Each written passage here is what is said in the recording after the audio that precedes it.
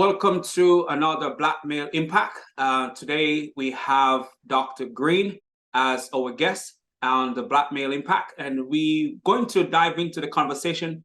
But before we get to the conversation, Dr. Green, welcome. Thank you. Thank you so much for inviting me to be in this space and to have this conversation with you. Yes, sir. But before I start asking the questions, I want to ask you to share just a little bit about yourself, and then we get into the question and the talking, the conversation part. Sure. Thank you. So I am Dr. Sherman Green, and I have been a life coach for probably about 6 years. I have my own life coaching company, Strategic Directions, where I serve as the CEO and also the executive life coach. And in that space, I do a lot. I help individuals just accomplish goals that they may have, whether it's transitioning from a different career, getting through a very difficult situation in life that they've always had a problem with and they're wanting to really face and move on past, and just a realm of other things as it relates to individual topics. And then I also serve in coaching organizations, nonprofits as well, for accomplishing the goals that they want to set out for. Strategic planning, sometimes it's something I'm tapped on the shoulder for. Sometimes I have been invited to help diversify their staff and the diversity needs that they're looking for to accomplish those goals. And I also just kind of serve as somebody that is a listening ear in those organizational meetings when they're deciding on something that's really major or detrimental to the organization in the long run. So I've done that as well.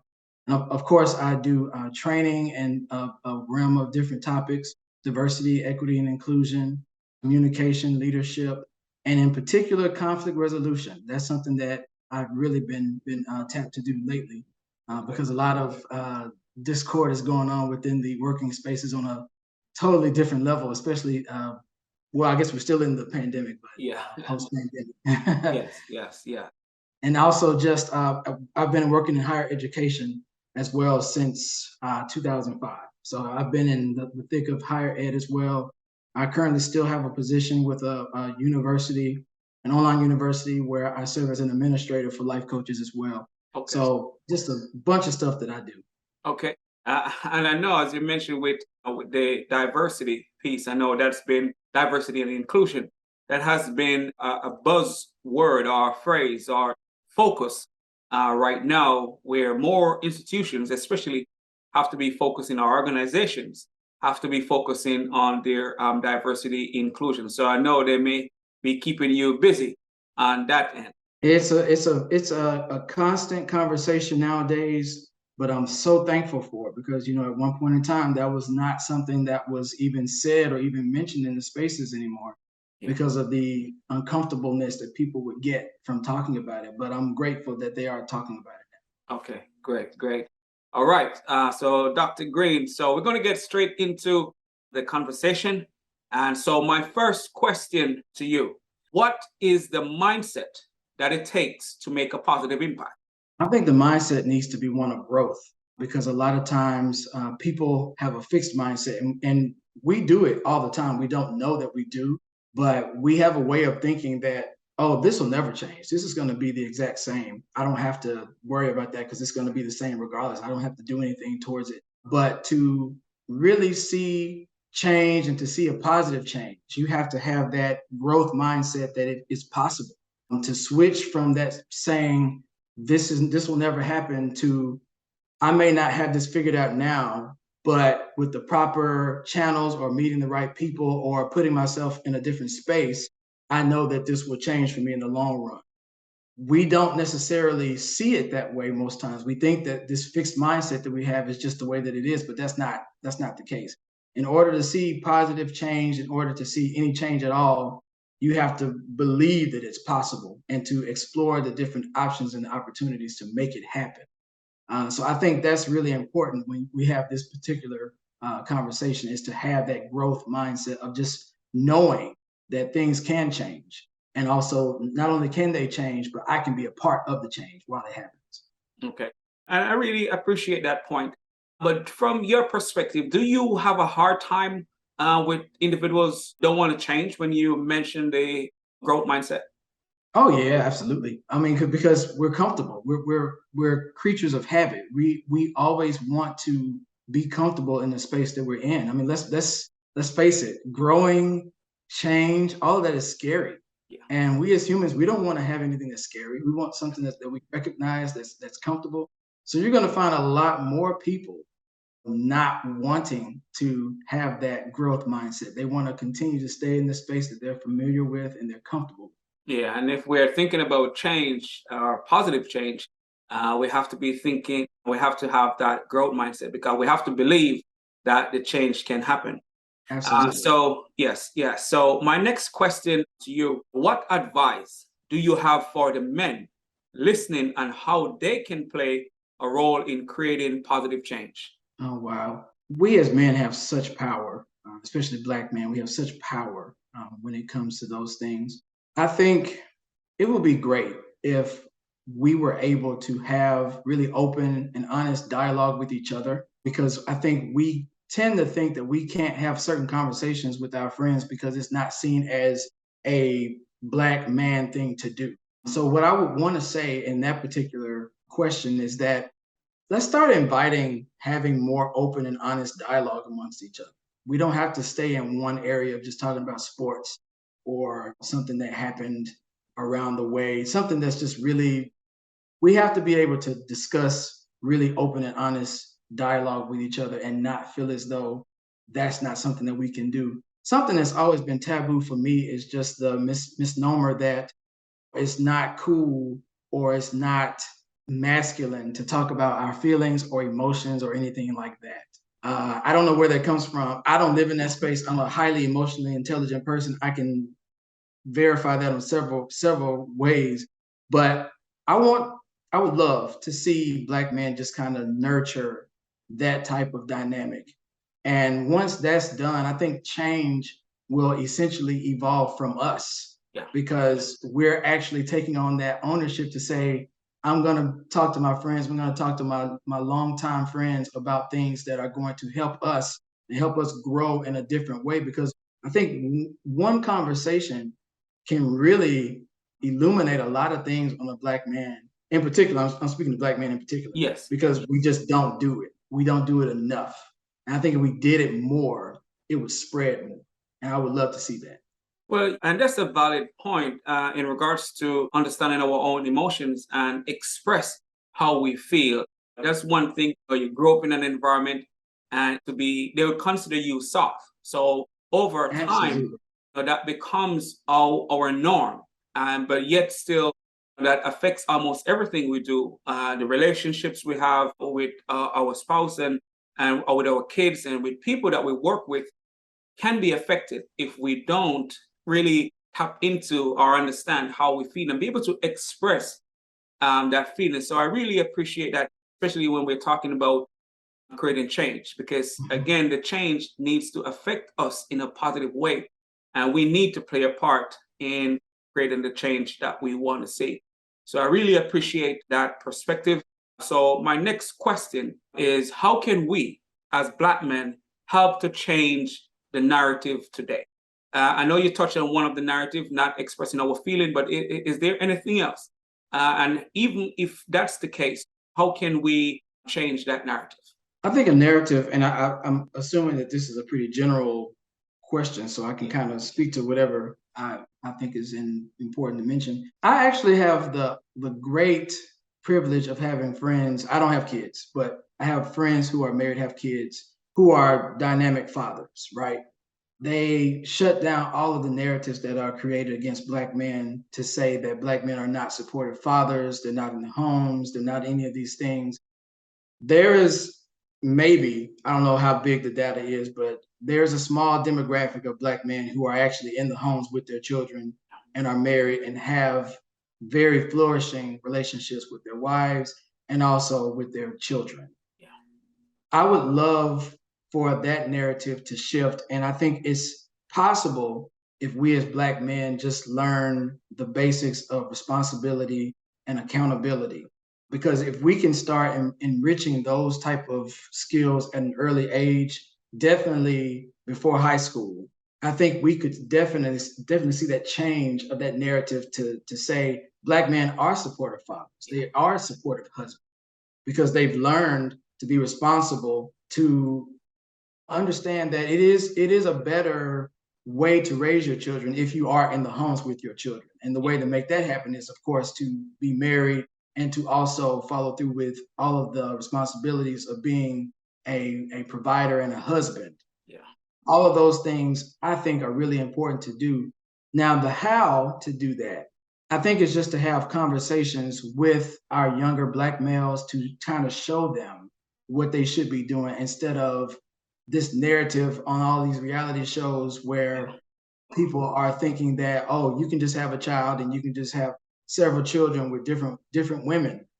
But what that's doing, in my opinion, of course, this is just my opinion, I feel like that is destroying the mentality of what the children see, Yeah. and that, well, my dad has several children with different women.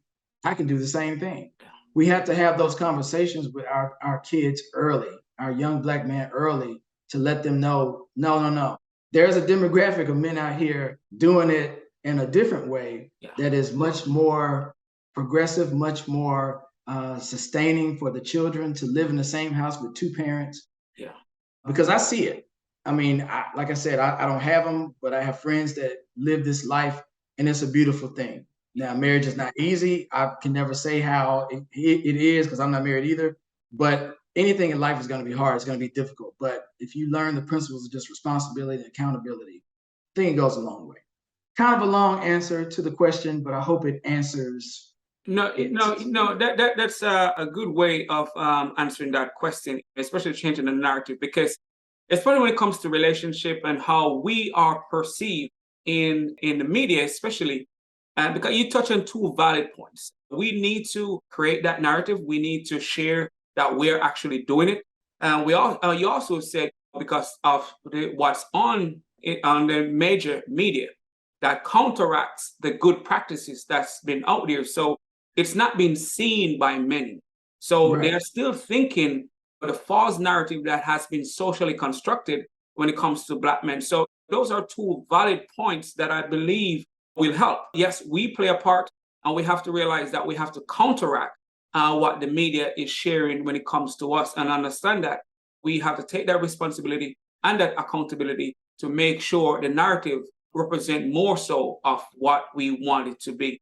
I can't wait, for media to do it for us, because they may Yeah. not I don't think do it. I don't think it's going to do it. Yeah, I don't Yeah. think it'll get to that point. But Yes, be sir. nice. So we got to play that role in creating that narrative that we believe will help us to move forward in a more progressive way.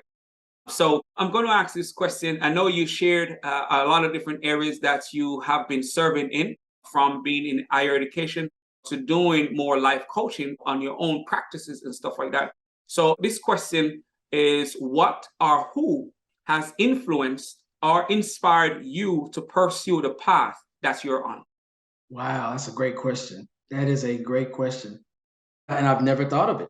So Ah, thank you for asking a question I've never been asked before. okay. There was no role model that I can say that led me to the path that I went down. I, of course, have nothing but immense respect for my mom for raising myself and my sister to just be forward thinkers and to do what we wanted to do what we had a passion or a desire to do. So I guess in that vein, I'd have to say my mother. But if we're speaking specifically down the path of going through higher education, life coaching, and all the things that are involved with it, I just wanted to do it. I don't think there was anybody that was just an inspiration to say, I want to follow their path. I want to follow what they've done. I've had so and so to mentor me and to lead me to this path. No one has ever taken on that role for me specifically. Yeah. The only thing I can say is that my mother always supported and encouraged me to do what I had a passion towards. And of course, I mentioned the life coaching and the higher ed, but I'm also an independent singer. I was. So I do a lot of that as well. I actually have been working in music since I was 14 years old. And with everything that I've ever done, my mother has been supportive and encouraged me to continue to go down that path. And so even now, as we speak, I have a single on independent charts right now. So I'm multitasking that and the life coaching and all the other pieces as well. But that's largely in part because of the mother that I have, always encouraging and supporting me and whatever I wanted to do. Yes. So you know what? I'm going to ask a follow-up question to that. I know you said you didn't have the role model. Do you think not having the role model pushes you to become a role model outside of your mom being supportive of what you're doing? Because sometimes we strive to achieve what we don't see, so we can now be that Mm. example. I think there's some validity to that, but I think in my life, I think I've always just had the wanting to help other people and to help them be the best person that they could be. So I think that kind of created me to be a role model for others. I don't think I necessarily set out to be a role model for someone else.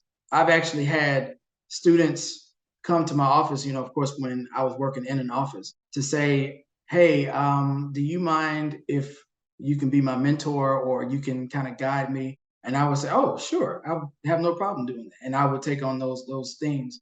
And then there are some students where I saw that they needed a little bit more attention. And so I just kind of created a space where they could just kind of learn and pick my brain on some things. But I don't know. I don't know if I ever sought out to be a role model. Have I sought out to help others if they need me? Absolutely, 100%. Okay. That kind of turned into the life coaching career that I got into, honestly. Okay. Just that desire. Okay. Because from some of the research that I've come across and people share, especially those who didn't have the role model, their desire become, now I'm going to be that Mhm. person. And sometimes maybe not consciously, but subconsciously to be that example. Man, I didn't see. So who can I inspire in my journey? So because as you said, those young men or the young students come to you just for advice because they themselves may not have that person around them. Right, right, So, right, right. Very valid point. And like you said, it might just be something subconsciously that I had done and I just didn't even notice. But yeah. okay, okay. All right. So I'm going to go into the next question, and is what is your perspective on the current climate of Black men in society today? I think that right now, Black men, I think this is probably the most opportune time for us to really evolve and to grow out of, using the question that you used earlier, the narrative that we've been projected for so long. We're living in a time where we witnessed the George Floyd death and the uprising of the racist rhetoric that the police has shown and all these different things. It shed light on all those things in these last 2 years. But now Black men are being seen in a different light, and we have the opportunity to really seize that change that we could so desperately need to change that narrative.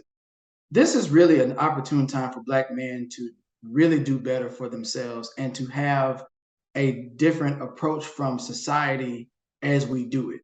And I say that to say, if Black men are wanting to go for that promotion or they want to go for that job that maybe in the past they weren't able to really get their foot in the door with, this is an opportune time with it because, and like we said earlier with the diversity, this is the time for these Black men to actually be considered because we all know the racial constructs that happen within the confines of jobs and careers. It's a thing. It's a real thing.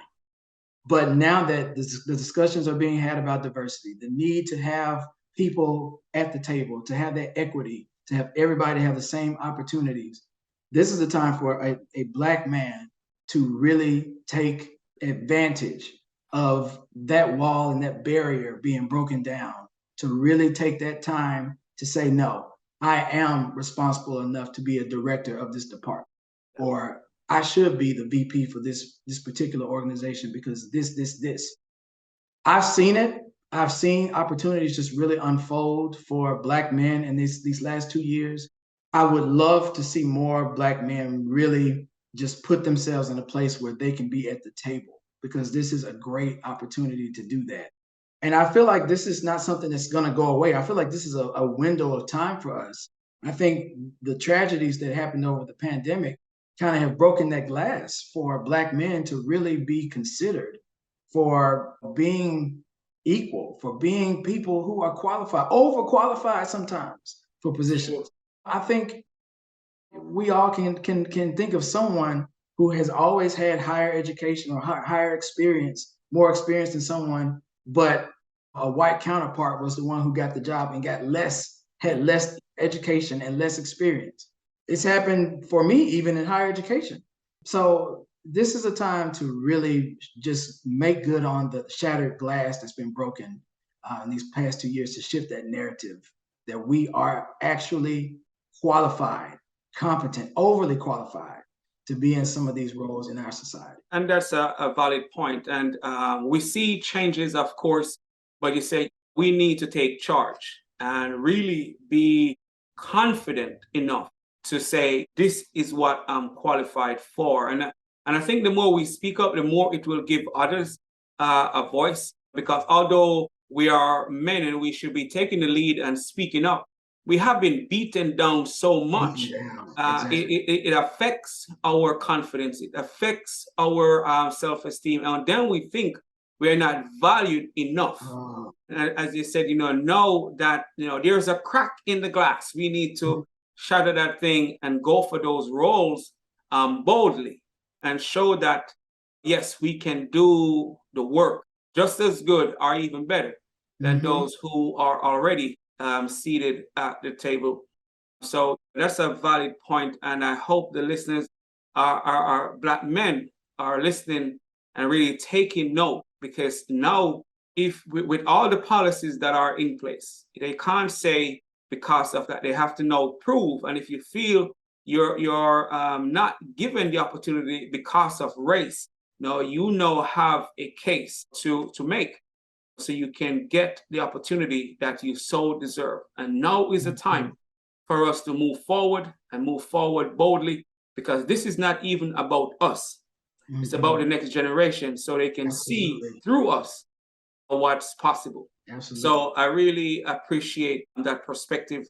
And as we think about going forward, and there were recently during the George Floyd incident, they were talking about where do we go from here, and a great opportunity to really take charge of where we go and don't wait for somebody to give us something. Because if we keep waiting, they're going to always have the upper hand to say, you know what, we give them. So we can't allow anyone to give us. We are qualified enough to take it. And now we may have to demand it by stepping up and showing our courage and our confidence in what we do. So I'm going to go into the next question, but that was a really valid point. What change do you want to see in general amongst Black men? I think what you just tapped into, which I wanted to applaud, and just that we've been broken down and beaten and under the guise of not feeling as though we were good enough or we were qualified enough. I want us to change that. Okay. That's the change I would love to see. I would love to see Black men be more confident in their role, in themselves, so that they know their worth. And something that I love that I'm starting to see is that Black men are starting to address each other as kings, Yeah. right? They say, "How you doing, King?" Yes. Or King, to keep your head up. That's such a small but huge thing, right? Because we're talking about being addressed as royalty, as being far bigger and better than what a normal person should be. And I think some Black men kind of look at being called a king like, man, what are you talking about? Why are you calling me a king? Yes. But if you think about the power that has, that's saying to that other man, look, man, you are more than what you think that you are. Yeah. But we've been taught to think so little of ourselves, and it's been so indoctrinated in our generations that it's almost unbelievable. I want it to be believable. I want that confidence to be so deep that it is undeniable amongst every Black man, that they know their worth. They know that they should be the head and not the tail. They know that they should be the one to have the voice, to have the experience, to have all of these qualified credentials, because they are worth it. They are good enough. They are better than good enough. They are kings. Yes. I want to see that be the change of the Black man, to fully embrace their kingdomship.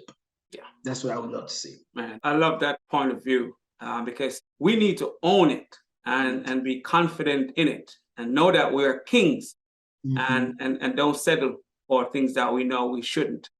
So I'm going to ask this next question that I believe is a kind of personal question and stuff like that. What was a pivotal moment in your life? Pivotal moment. I would probably say the transition from getting my bachelor's to my master's. Okay. And I say that because that was a time where I was really used to the way of being a bachelor's student. When you go through 4 years, 4 or 5 years of undergrad, you get very used to like the way that you can present yourself as a student, and it becomes the norm for those years. But that transition from getting my bachelor's to going into grad school, I have my master's in counseling. It was like a complete mind shift for me because I was so used to being an undergrad student. It required more effort for me in studying. I had to come across differently. I had to learn how to present more. I had to learn how to be a professional student. And I wasn't as polished as I needed to be. And I kept fighting the old self, Yeah. trying to become this new self. And it took probably about a semester and a half for me to fully get, into the field of being a graduate student. And I had several talks with professors who talked to me and say, hey, I see the potential in you, but you're still not putting your best effort in your work. Okay. And once I got the idea, like the light bulb, I had my aha moment. I call it in coaching, having the aha moment. When I got it and I realized how I could make that shift and transition, I never looked back. And so when I got the feel of it, I never lost it. So even years later, when I started my PhD, I started that in 2012. I finished my master's in 2007. Even during that time, it was easy for me to go back into graduate school again because I had learned what I needed to do. But I think that that moment was so essential for me because it really showed me how I needed to be for the rest of my life. So the things that I started back in 2005, here I am in 2022, still doing the same things because that was the shift for me. That was the time where I had to grow into this individual that you see now. So that was very pivotal, very Okay. pivotal. Yeah, yeah. And as you said, from bachelor's to master's, as you talk in the beginning of the conversation, responsibility and accountability. And I think, as you said, the demand is going to require more responsibility and to be more accountable to yourself. So that is indeed should consider a pivotal moment because not everybody transition from those spaces well. And so if you don't really get it, you may think life is getting at you if you Right. don't transition well. So that's a valid point, and I appreciate that. So my next question is, what life lesson have you learned late in life that you believe is important and can benefit this current generation? Wow. I really think being aware of other people's emotions, being aware of your emotions can really impact a lot. And I say that to say this, the way that we perceive things are so different, but sometimes confusion, conflict, all these things are had because we speak different languages. We think differently. But if we can just take that time to just kind of understand where someone is coming from, having empathy, and just being able to not blow up at something that is reacting to us, if we're able just to be calm and just to kind of understand where people are coming from, it goes a long way. Because sometimes we're afraid to ask questions and get clarity, but that's when you really learn and that's when you really understand. And when you're able to learn and understand people, it's easy to be more connected to people because you're not thinking that everybody has to be the same. You're embracing everybody's differences. And I think that's really been something important for me to learn and to grow from, especially in the coaching realm, especially in just being a human in general and being a leader. having different personalities that you will have to be over at some point in time. You have to be able to understand people and not just take them for face value. It goes much deeper than that. That's a valid point because, again, if we weren't taught certain things we have to learn as we go. And you make a valid point in regards to we may escalate something that shouldn't.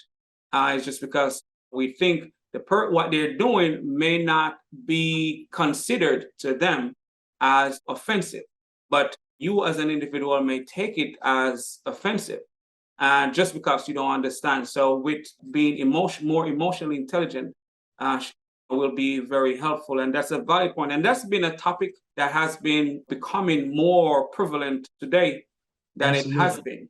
Absolutely. So it's something that I think more of us need to be trained in to Mhm. really get the full concept that everybody will not be the same, and our experience may cause us to respond or react to situations different that can be offensive or to some people. So that's a valid point and really appreciate that. So before I ask my final question, I will ask where can the listeners find you and help support the work that you're doing? Absolutely. Thank you again for even presenting that. I appreciate it. Yeah. So, if you are looking to speak with me in the life coaching component, maybe you just want to get an idea of what life coaching is. I give a free 30-minute consultation. You can go to drsgreen.com, and that's DRSgreen, like the color.com, and you can schedule a 30-minute consult with me. I'd be glad to speak with you at that time. And like I said, I am also an independent singer. If you want to check out that single that I do have out on the charts, as I did say, love for you to check that out too. You can go to sgreen, like the color, soul, SOUL.com. And you can connect with me on all the different platforms that I have on social media, and also stream the single from Apple Music, Tidal, Spotify, all of the different streaming platforms. Okay. Thank you. Hopefully, I get to put it somewhere so they can see that information again. But I normally put the link somewhere that they can find you on your social media and they can take it from there, follow up with you, and just to connect and learn more about what you're doing and how they can help to support your work because it's a very important work for society today. So, my final question is what impact do you want to have on the world? I want to have the impact of just love and acceptance. Love and acceptance. And I say that because that has really just been I think that's been my essence since I was a kid, just to show love and accept people for who they were. Because I think that kind of gets lost in translation somehow. We tend to think that, helping people that aren't like us is bad, or not embracing people who are different than us is bad. And that's not how it is. That's not how we should be. I just want to continually love and accept people, of course, help them in any way that I possibly can. So that's the impact I'd like to leave. And that's important. When we're talking about change and progress, those two are really important because to get to where we want to go, it's not always going to be only our effort. We're going to need allies as well. So Mhm. it's very important that we love and accept and embrace others as we try our best to make things better. Of course, we're focusing on Black men and Black boys that are coming behind us. But the work that needs to be done, it's still not going to be just from our effort. And there are other people out there who will support, and we have to accept and embrace them as well as we go forward, because the goal is to make the world better, regardless of how we want to look at it. Because the better the world, the better it is for all of us to live and thrive. Absolutely. Dr. Green, I really appreciate your perspective. I really appreciate you taking the time to share. And I know the listeners got something from it. If they haven't, I would recommend that you start listening again from the top because there's something there that you can learn. and apply to your daily life. So, Dr. Green, thank you. Thank you, Dr. Cross. I appreciate the invitation yet again. Thank you. All right, man. Thank you.